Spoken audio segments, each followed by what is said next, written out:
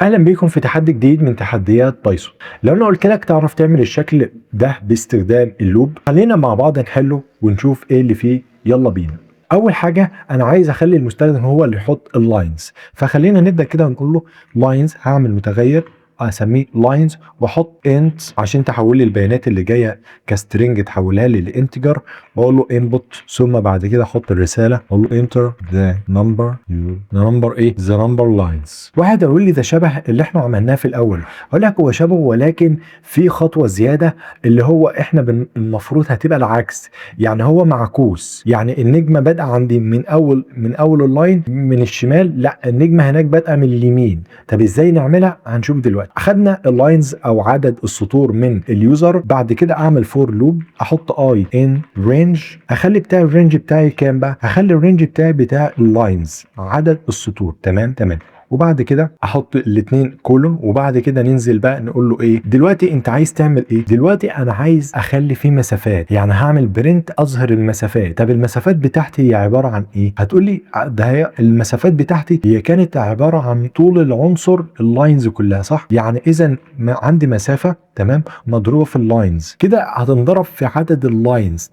تمام، بس كده غلط. انا المفروض اقول له عدد اللاينز ناقص الاي، عشان كل مره ينقص لي منها عدد الاي. انت مش بتبقى مثلا انا كان عندي اللاينز كام في اول سطر؟ كان عندي مثلا لو انا قلت في اللاينز انا عندي 5 سطور مثلا، فهتلاقي في اول سطر هتلاقي 4 مسافات ونجمه، تاني سطر هتلاقيه 3 مسافات ونجمتين، فهتلاقي ان المسافات هي اللي بتقل، وبعد كده ايه؟ وبعد كده الستارز هي اللي هي اللي بتزيد. فالمفروض احط ناقص ايه؟ ناقص اي. وطالما دي عمليه حسابيه لازم نحطها ما بين ايه؟ ما بين قوسين بالشكل ده عشان ما يطلعليش تايب ايرور، ما يطلعليش خطا في النوع. تمام. لاينز ناقص الاي. تمام كده هينقص لي من اللاينز كل مره الاي. مره الاي هتبقى بزيرو فمش هينقص لي حاجه، مره هتبقى بواحد فهينقص لي عدد اللاينز. لو كان 4 هينقص لي منها واحد ويضربها في المفروض معلش المفروض هنضرب في الايه؟ في المسافه.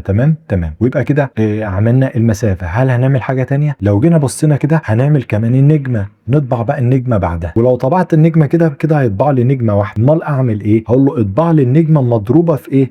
في الاي، في العدد بتاع الاي اللي هو الاي. مره النجمه تنطبع واحد، مره هتبقى باثنين، مره هتبقى بثلاثه، مره هتبقى باربعه، وهكذا. هتبقى 4 نجمات وهكذا. لو جينا شغلنا هتلاقي الموضوع مختلف شويه. بص هيطلع لك عامل ازاي. لو حطينا مثلا 5 أو 6 مثلا، شوف هيطلع لك الشكل عامل ازاي. الشكل طلع لك ان حط لك المسافات في سطر وحط لك الستارز في سطر. طب ايه بقى الحل هنا؟ الحل ان انا اعمل فوق هنا اهو في حاجه في البرنت اسمها حاجه اسمها اند اهي. تمام. اند دي الاند ديت بتستخدم عشان تحدد انت نهايه السطر. يعني انا بستخدمها عشان احدد نهايه السطر. هل انا عايز نهايه السطر ده اعمل سلاش ان ولا اعمل ايه بالظبط؟ فانا بقول له كده معناه ان انا بقول له نهايه السطر هتكون ايه؟ معناه ان انا بقول له هات لي السطر اللي ده هاته لي جنب كده. ان نهايه السطر ما فيش نهايه للسطر بقى معناه ان انا بقول له ما فيش نهايه للسطر. فلو حطيت 6 بالشكل ده هيعملها لي بالشكل اللي قدامك ده، ويبقى كده عمل لي اللي انا عايزه. واشوفكم في محاضره جديده، والسلام عليكم ورحمه الله